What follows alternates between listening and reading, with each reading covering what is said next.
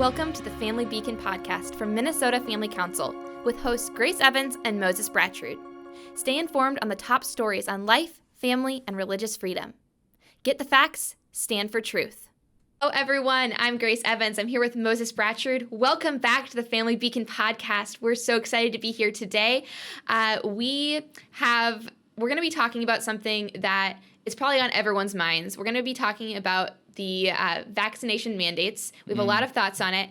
And really, here at the podcast, we want to give you the top stories on life, family, and religious freedom every single week, because it's a lot of work to try to dig around in the news and figure out what's true and what's misinformation and what the top stories are and what we should be informed on, because there's always so much going on. So right. Moses and I are really thankful to be able to do that for you guys every single Friday. You can tune in every Friday at around 11 a.m. to listen to the podcast, and we break down the top 3 stories on life, family, and religious freedom for you. So definitely tune in every week, subscribe if you're not already, and leave a review if you like the podcast. Without further ado, Moses, tell us about the contradiction between what Biden has said in the past about vaccine mandates and what he recently said in his address to the American people. Right. This is a doozy. And I just want to say that we here at the Family Beacon should take a little bit of credit, because remember back in like our second episode when we were talking about vaccine mandates? We're talking about like 2 months ago. Were we really talking about it back then? We were. What did we say? We said that this is something, I think I said something along the lines of, this is something that may be coming along the lines that you need to be aware of. Now, at that time, I was like, well, now Joe Biden said we weren't going to have vaccine mandates. Yeah, and Jen Psaki said the same thing. And Jen Psaki said the same thing. And so I'm like, so I was thinking more along the lines of vaccine mandates from the governor here in Minnesota. We haven't had that yet, but we have had President Biden reverse himself. So on December 4th, 2020, he said, and I quote, someone asked him, do you want vaccines to be mandatory? To this, Biden replied, quote, no, I don't think it should be mandatory. I wouldn't demand to be mandatory, but I would do everything in my power. Just like I don't think masks have to be made mandatory nationwide. Times change. Times change. And then as recently as July, Press Secretary Jen Psaki said special that woman. Vaccine mandates were, quote, not the role of the federal government. And it's just kind of a life comes at you fast situation where Jen Psaki is left now in the uncomfortable position of having to defend to the press this vaccine mandate, which came out of nowhere, or maybe didn't come out of nowhere. We'll talk about that a little bit. But something that the president himself and she had explicitly said they weren't going to do. I know. It's crazy. So take us to September 9th. That's the day President Biden announced this mandate on 100 million private sector workers. What did Biden say? What did he do? Yeah, so these are remarks straight from the White House to the American people. And first of all, this is what he says by starting off his speech. He says, we need to do more. This is not about freedom or personal choice. It's about protecting yourself and those around you. The people you work with. For those of you who are listening, I'm rolling my eyes so hard that it hurts. The people you work with, the people you care about, the people you love. Now, there's a few things about this opening statement. I mean, there's a few lines before it, but then this comes. A few things we need to talk about here. Number one, there's a great appeal to pathos. Pathos being emotion. Like, he's getting our emotions involved because he's saying it's about protecting others, and it's about the people you work with and loving others and protecting others. Like, it sounds so good and it makes us empathetic. And it's like, oh, we want that as the American people. Like, we want to protect others. Right. So smart on him for doing that. And then the second thing is, if the President of the United States starts out a speech saying this is not about freedom or personal choice, that should immediately raise a red flag. Am I right? Red flag. Like, red flag. Just notice the play that the president is making here. Because what makes us unique as Americans? Well, freedom. One big thing is freedom. Life, liberty, and the pursuit of happiness. Life, liberty, and the pursuit of happiness from our earliest founding document, the Declaration of Independence, but also in the Bill of Rights, which codified those rights into the absolute core of our existence as a society. Yeah. And we fought for those rights. Those have not been something, because if you don't fight for your rights and if you don't exercise your rights, then they will wither on the vine. Absolutely. That's true with the First Amendment. It's true with the Second Amendment. And so for Biden to just come out and say right at the onset of his speech that this is not about freedom or personal choice. Freedom and personal choice are two things which Americans hold very dear. Right. So it's kind of like is this an un-American mandate? Like, it who does feels he that think way. he's talking to? It really does feel like tyranny, and it feels like when I was listening to it, and obviously this is my personal opinion, it just felt like he was treating me like I was a subject and not a citizen. Ooh. Like, this is King Biden of the on high, like High King Biden and Biden of Delaware. And I'm just like, and he's saying that I don't have freedom or personal choice. Well, he doesn't say that, but he says that it isn't about freedom or personal choice. So that was a big red flag to me. Freedom and personal choice aren't factors in this equation. Yeah, because He doesn't want you to think about whether freedom and personal choice might suggest a different course of action than what he is pushing on exactly. people. And it's really ridiculous because there's so much hypocrisy here. There's a hypocrisy, first of all, that he said that, he wasn't for vaccine mandates, and now apparently he is. But there's the other glaring hypocrisy of progressives, because progressives will argue my body, my choice until they die with the issue of abortion. Even though from the moment of conception, the baby's body is not the woman's body. I say that all the time. Two bodies are involved. I say that all the time in the podcast. The baby's body is not the woman's body. So the woman has complete control over her own body, but she does not have control over another human body. A woman cannot end the life of another human being because it is a distinct human body from the moment of conception. Different DNA, different brain, different heart. So radicals, progressives, like to use that argument. Just they like to run it into the ground with the abortion movement. But then they turn around and now the other side of their mouth, again, progressives are so inconsistent on so many levels. They'll say, well, with a vaccine mandate, it's not about your body, it's not about your freedom, and it's not about your choice because it's about protecting American citizens. So let's get into that a little bit more. Yeah. Here's another quote from Biden. He says, "You're as safe as possible, and we're doing everything we can to keep it that way. Keep it that way. Keep you safe." So he's addressing vaccinated people. Then. Yes, exactly. Mm-hmm. He's addressing vaccinated people. Thanks, Moses. And then he says, here's the bottom line. We're going to protect vaccinated workers from unvaccinated coworkers. We're going to reduce the spread of COVID-19 by increasing the share of workforce that is vaccinated in businesses all across America. Now, here's the inconsistency here.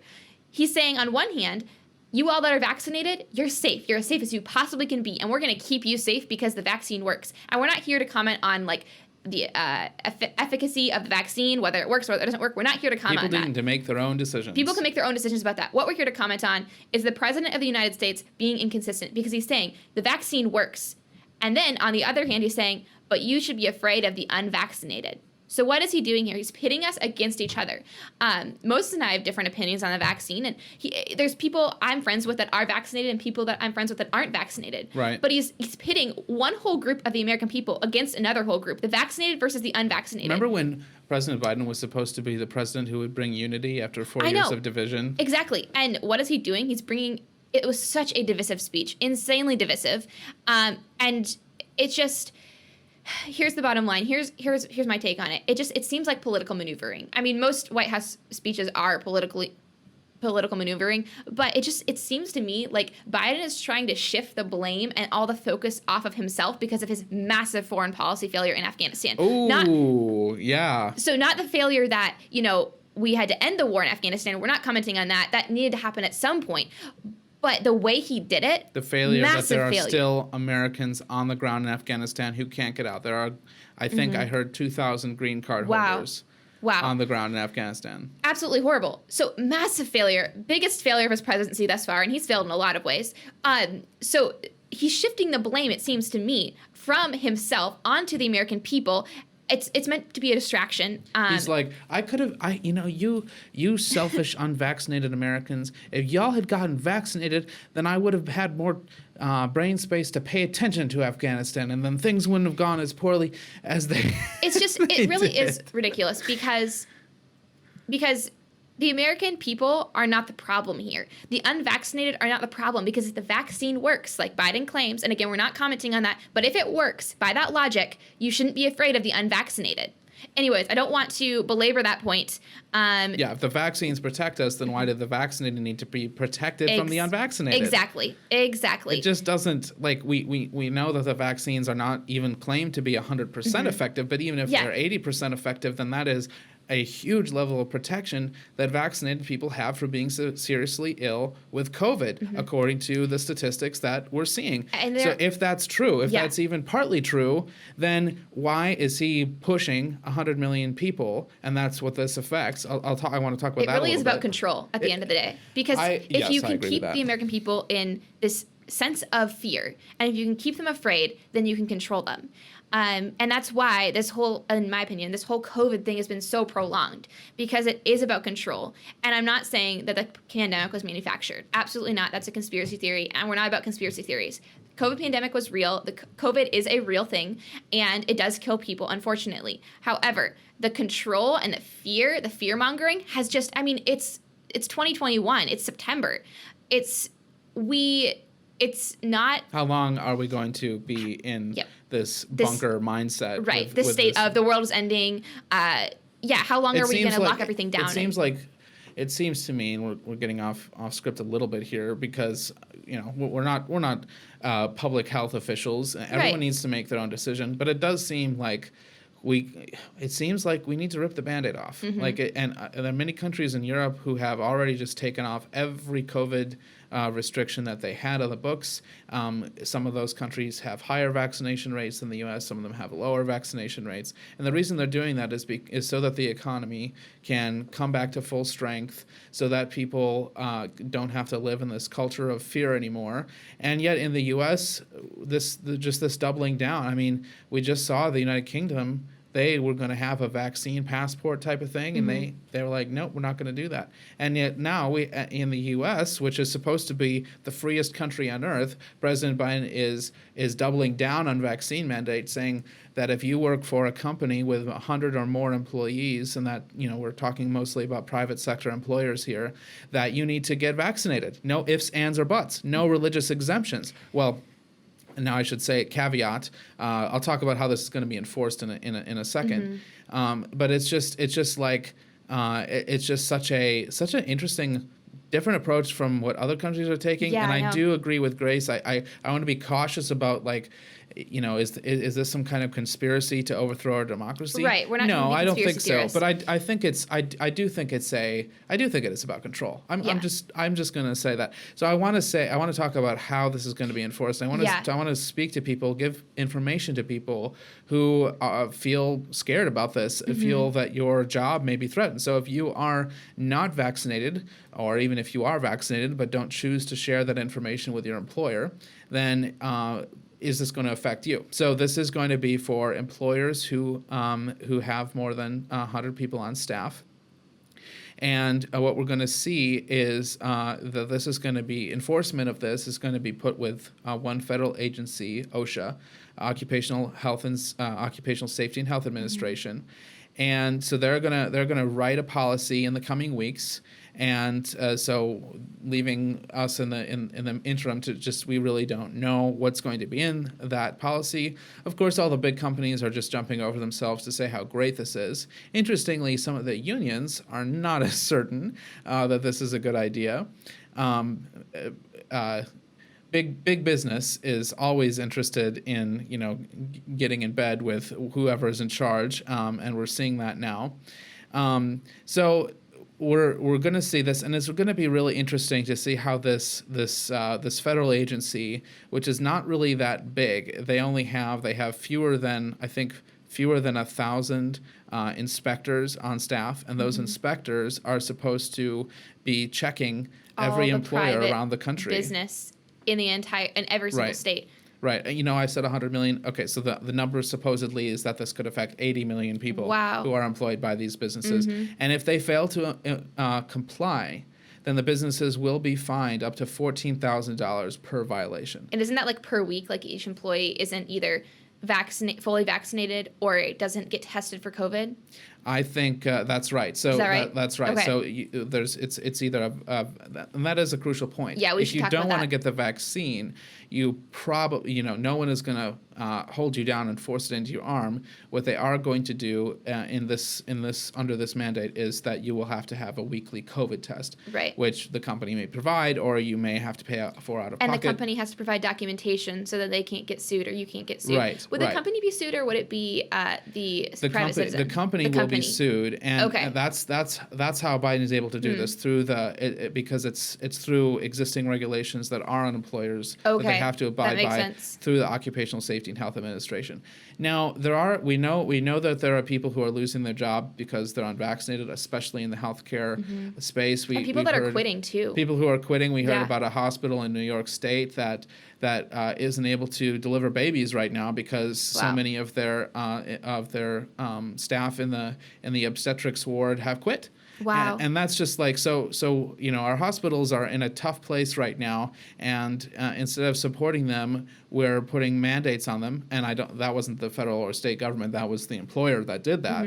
The employer is they're shooting themselves in the foot by taking away qualified healthcare workers away from providing the care that they can safely provide to people just because they chose not to get a shot. So I want to talk as we bring this in for a landing about this discussion of vaccines. Of the podcast, yeah. Yeah, so I really encourage you guys to go to our website, mfc.org, click on the Family Beacon, and read our article, Why We Oppose Vaccine Mandates. And we'll have it linked in the description, too. We'll have that linked in the description. And that was an article written by our colleague, Patience Griswold. Yep. She is a great writer. She put a lot of thought into this, and this has been signed off on this is MFC's official position that our CEO has signed off on. We absolutely oppose vaccine mandates. And I want to just give you some excerpts from the piece. So, first off, let's start with some facts. More than 75% of Americans have already received one dose or more of the vaccine. So 75%, that's very high. 75%, yeah. And so that's a big number. And so then who do you have left? You have a small minority. So mandates use a highly unpersuasive and coercive method to target a small percentage of people. Furthermore, the concerns of those who are hesitant to take a vaccine that has been on the market for less than a year and has known risks should not be dismissed lightly. So another, she pointed to another example, the MMR vaccine, measles, mumps, and rubella, that was on the market for over a decade before it was mandated for certain situations. I think most school children have to take that vaccine. Although there are, I think, quite a few exemptions. That varies from state to state. Additionally, while doctors and hospitals around the country point to low hospitalization rates among vaccinated people as a sign that the vaccine effectively prevents severe symptoms of COVID-19, there is increasing evidence that vaccinated people are still able to spread COVID-19, specifically the Delta variant. They're still able to spread it, and potentially at the same rate as unvaccinated people. In other words, the vaccine is primarily protecting the person who chooses to get it from serious illness and death, but is not necessarily a means of preventing infection in others. So that means that it doesn't do what President Biden is saying going to do. Hold up. One more thing about his speech. In his speech, he literally comes up to the mic and he goes, "Get vaccinated." Like, he whispers that into the mic. It was kind of creepy to me. Is it some kind of ASMR? Yeah, some weird ASMR. It was so weird. Oh man, that's funny. I don't really have anything profound on that, but I just thought of it. We could. Yeah. The way that mandate has been delivered, the way it's been messaged to the American people. Get vaccinated. It just seems like such a. I'm sorry. This is a serious issue. Right. It is. No, it is. It's almost like we're in. There's a book called The Confederacy of Dunces, and it sort of feels like that's what our ruling class is. And now we're called to love and serve those in authority. Honestly, with all of the outfits at the Met Gala recently where AOC was parading around in that tax the rich dress, I kept thinking of like the Hunger Games and the Capitol in it with all their crazy outfits. That's all I could think of. I genuinely kept thinking of that. That's tangent, so great. But I was like, this is the Capitol from the Hunger Games. I assume most people listening or watching saw Congresswoman Alexandra Ocasio-Cortez wearing a beautiful and no doubt very expensive dress. Chick-fil-A wrapper. That looked a bit like a Chick-fil-A bag that said tax the rich to this Met Gala in New York City, which cost $30,000 a ticket. Yeah. And so it's just like, and she's wearing a designer dress, right? And says tax people the are rich. people are pointing out, like, you have all the servers, the workers, And they're all masked masked up. They're wearing black. They're standing against the wall. Women of color, many of them. They don't necessarily look like they're enjoying themselves too much. And then you have the rich and privileged. We'll insert a picture too, because it's good visual. It's crazy. So and then you have the rich and privileged parading around in these absurd, idiotic, expensive outfits, Capitol-esque from the Hunger Games costumes, hair, makeup, just not even tasteful. Yeah, and it's like Alexandra Ocasio-Cortez, who is a member of the Democratic Socialists making a of statement. America. How brave. Yeah, how brave. How brave. Courageous what and brave. an icon. Like, I aspire to be like her when I grow up. Oh no, don't say that.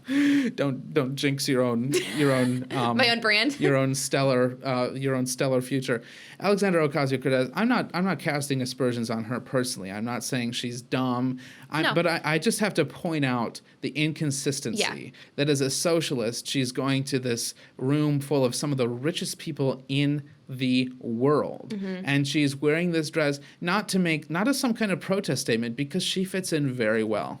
She fits in very well among the American elite, and it's just and it's an annual fundraising gala for the benefit of the Met, for like the costume department, for their annual exhibition, and it's just, that is the epitome of just richness and extravagance. Not to say that that's always wrong. You can't fight capitalism by being a part of the richest group of capitalists in the country at that moment. Nothing Moses and I are saying that you should fight capitalism. No, exactly. I'm putting myself in her probably weird shoes, and that's her goal, right? She wants to reduce the number of rich people and bring poor people up to a level with redistributive taxation. And this is just anyway, not a good medium for him to do it. What a tangent! But I think so. I want to close out our discussion of vaccines. It is not the role of the government, and I'm reading again from this great piece on our website by Patience Griswold. It is not the role of the government to mandate that a person must put something into their body. My body, my choice. Yeah, like there have always been religious-based objections and exemptions to vaccines. That has been a thing for a long time. As Christians, we must keep in mind that behind the decision to vaccinate or not, there are many complex questions regarding ethics, the ethics of the vaccine, personal health concerns, how to best love our neighbors, and respect human life and dignity. There is room for disagreement among Christians in good faith about whether or not to get the vaccine. Part of honoring and loving fellow members of the body of Christ is learning to love one another when our consciences differ. That means choosing... That's really, really good. Right. This is just so crucial. That means choosing not to pass judgment on those who decide differently than we do, as well as fighting for the freedom of conscience of all Americans to make their healthcare decisions without coercion from the government. And that's a really good point, or their employer. Because there's a lot of pro-vaxxers who are coming out after the speech from Biden and saying, I got fully vaccinated. However, I respect the right of every American to choose what is right for them, especially since this is a newer vaccine. And to be pro-vax doesn't mean that you can't be pro-personal choice, basically, for getting the vaccine. Right. So those are our thoughts on the vaccine mandate. Again, go to the website, read that article, share it. So interested in what you think about that, maybe, and share that with friends and family members. Last week, we talked about the new Texas abortion law, which continues to wreak havoc in the Democratic Party. To wreak havoc. It is something that we had the U.S. government has sued the state of Texas. All sorts of things have happened, but something closer to home and really illuminating and informative. There was a rally in St. Paul, Grace. Against the bill, right? Exactly, against the bill. And this was run by Alpha News. The title of the article is called, I Knew Those Were Babies. Democrats Fume at Pro-Abortion Rally in St. Paul. Oh, boy. I know. So as Moses says, this rally was organized in response to Texas's new Heartbeat Act. There were lots of people there, NARAL representatives, lots of pro-choice Democrats.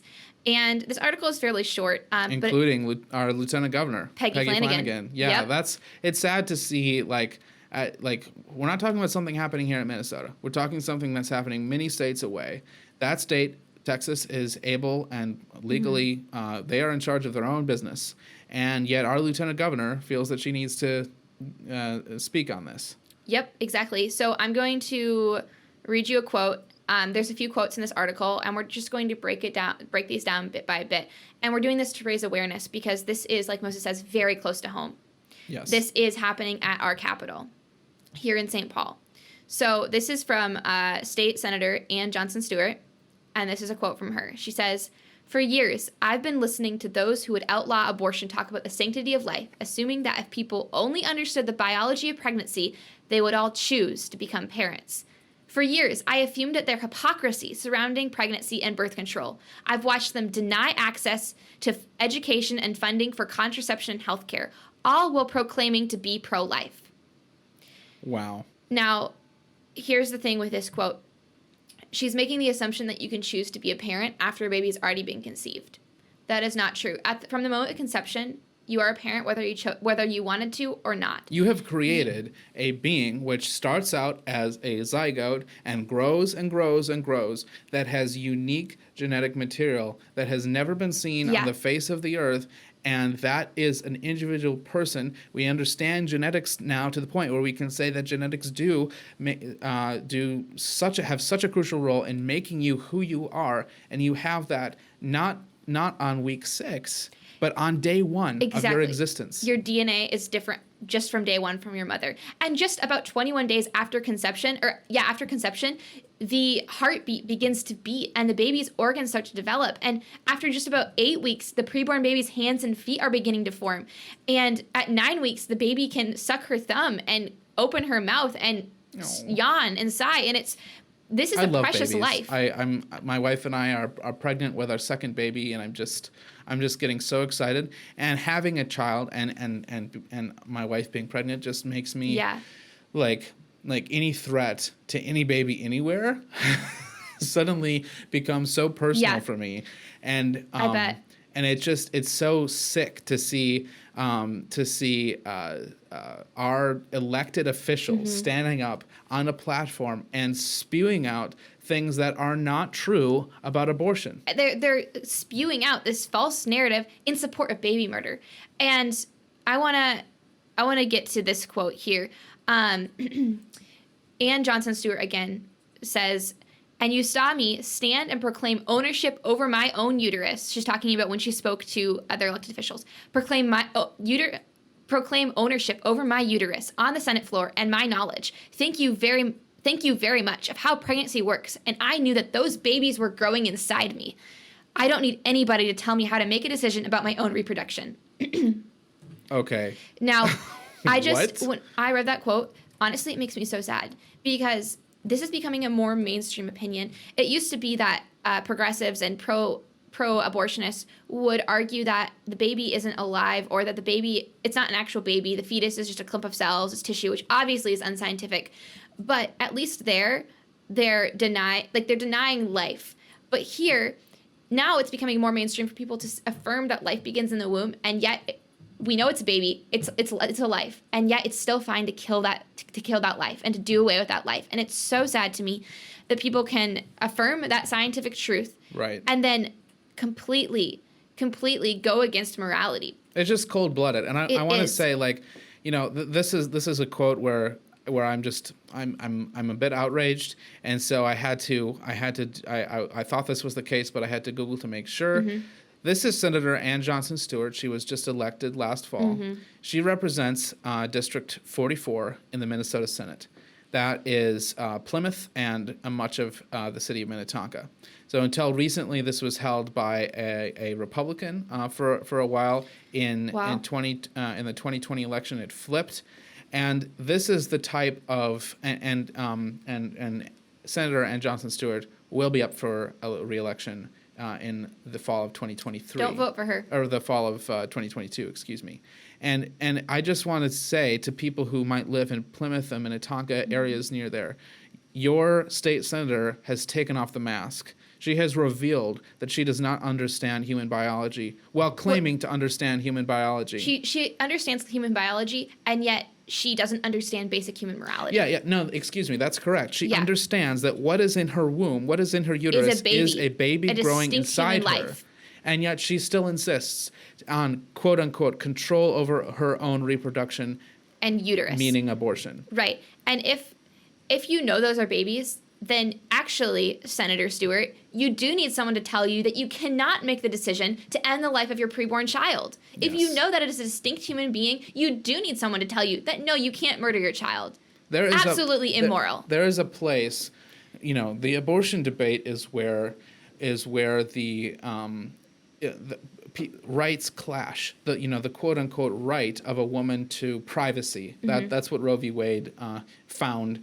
I think in the 14th Amendment, the penumbras and emanations, I think was the legal phrase. Interesting. It created a right to privacy, which then was construed to mean a right to abortion. So that's but that right is which is may or may not the right to privacy. I can't speak to whether or not that's actually constitutional. But the idea that a right to abortion would be construed from that is absurd. But so there's no right to abortion, but the supposed rights of the woman are put against the rights of the child. Yeah. The convenience of the woman is put against the right of the child to live. And I just want to comment on that too, because people will use this argument all the time. Like it's a woman's uterus, and we've already debunked like different body, different humans. But people will say, well, even if they're both different humans, but the woman's right should be like placed at a higher priority than a child.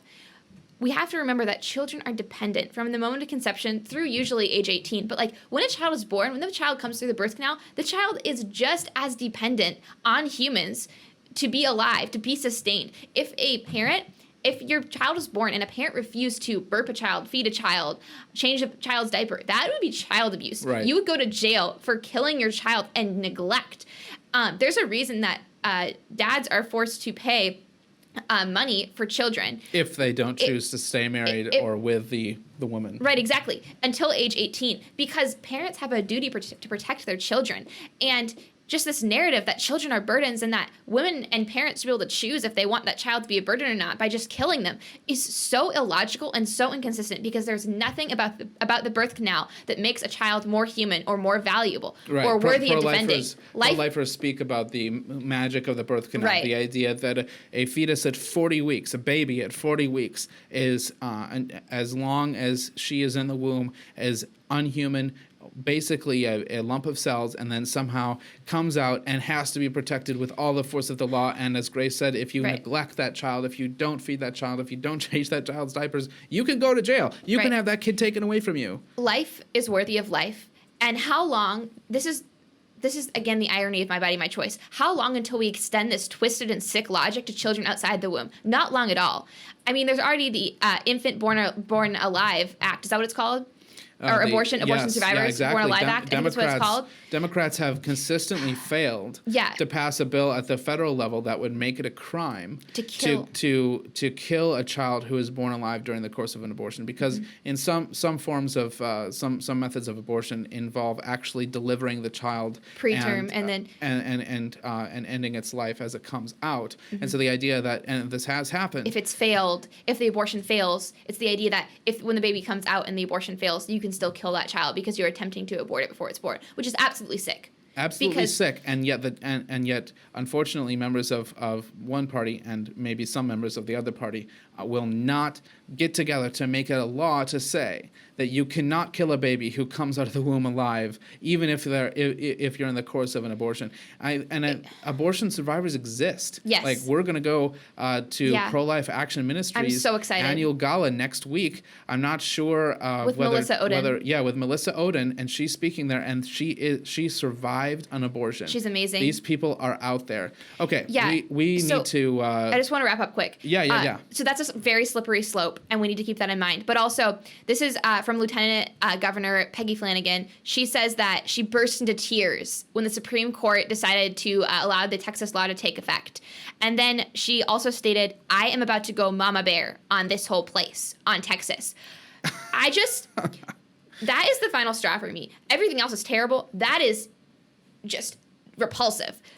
The irony of saying you're going to go mama bear on a state that has just voted and put into law protections for children within the womb. You're going to go mama bear in that place?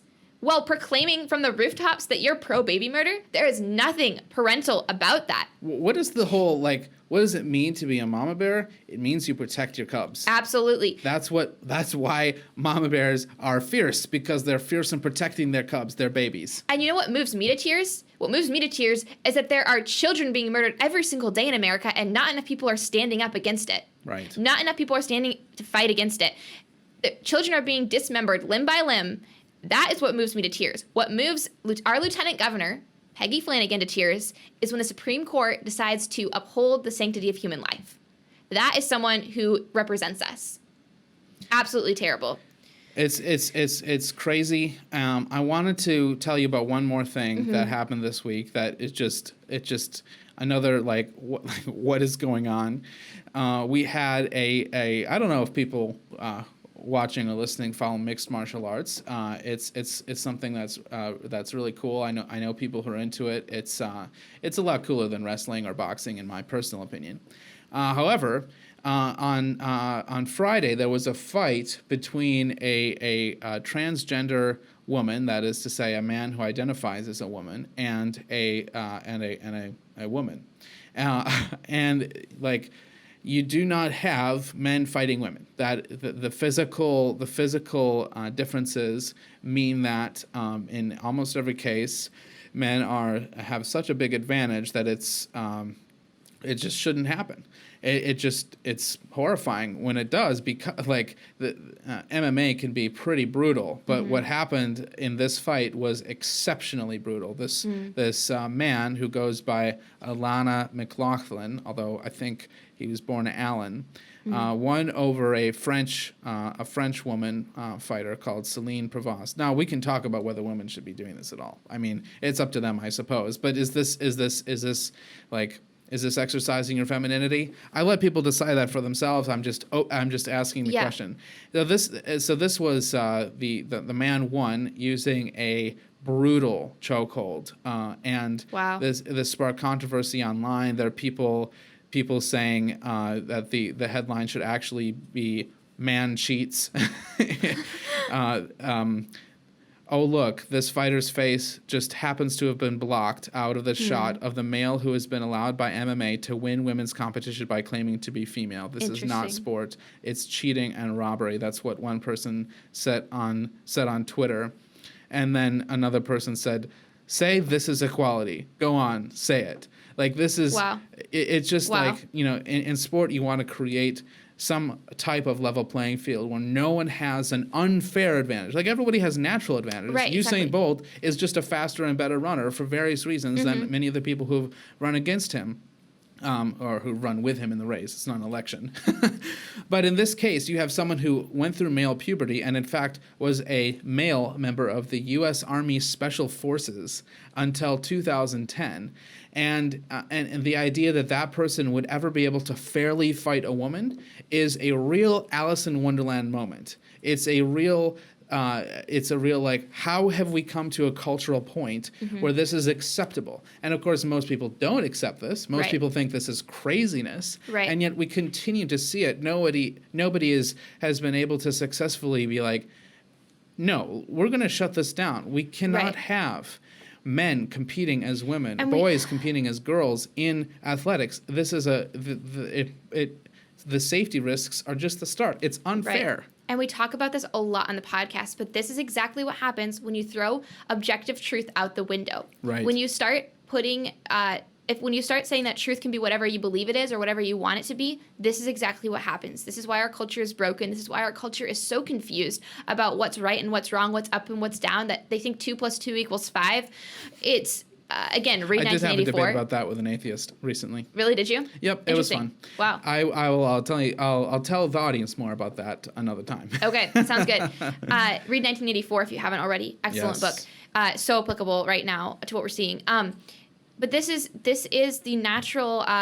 If you throw out objective truth, this is naturally what's going to happen. There's going to be things like this that just don't make sense, and just there's no standards of morality, and there's no standards by which you can hold anything to. It's a crazy like, I don't want to focus too much on the bad news. There's wonderful things happening in the world right now as well. And ultimately, we serve a God who has triumphed over death, who has given us through the gospel the ability to become sons and daughters of our King who reigns in heaven. And let's hold on to that hope as we go into this weekend. And God is sovereign over all too. Right. I think that's really what keeps me going from week to week, because there's so many things that are happening, and it's just, especially with the pro-life movement, and things are looking up for the pro-life movement for sure. But when I see these things happening at the St. Paul Capitol and people saying they're going to go mama bear and just these terrible things, if I didn't have Christ and I wasn't assured that God is sovereign over every single event and that this is all working together for our good, I wouldn't have hope. But I do have hope because I know that to be the case, and it's a beautiful thing to be able to rest in that as a Christian, because I would be a hopeless person without my faith. I absolutely would be. I don't think I'd even see the point in life if I wasn't a Christian and if I didn't know and believe in my Creator. And Christians are told to always be ready to give an explanation for the hope that we have, and the hope that we have through the gospel of Christ Jesus. And what a great note to end on. Yeah. Thank you so much for watching or listening to this week's episode of the Family Beacon from Minnesota Family Council with Grace Evans and me, Moses Bratrud. We're so glad to have you here. So glad that we keep somehow getting more watchers and listeners. We're so grateful that you guys are here. Please do, if you're on Apple Podcasts, please do give us a 5-star rating and a review. We love to see that it warms our heart. And if you're on YouTube, like, comment, share, and subscribe. Thank you so much for watching. Remember, we're here to help you get the facts, stand for truth. Thank you so much. Thanks for listening to or watching this episode of the Family Beacon podcast from Minnesota Family Council. Subscribe wherever you listen to podcasts so you're up to date on life, family, and religious freedom. You can follow us on Instagram at MN Family Council and subscribe to us on YouTube to watch our content. Get the facts, stand for truth.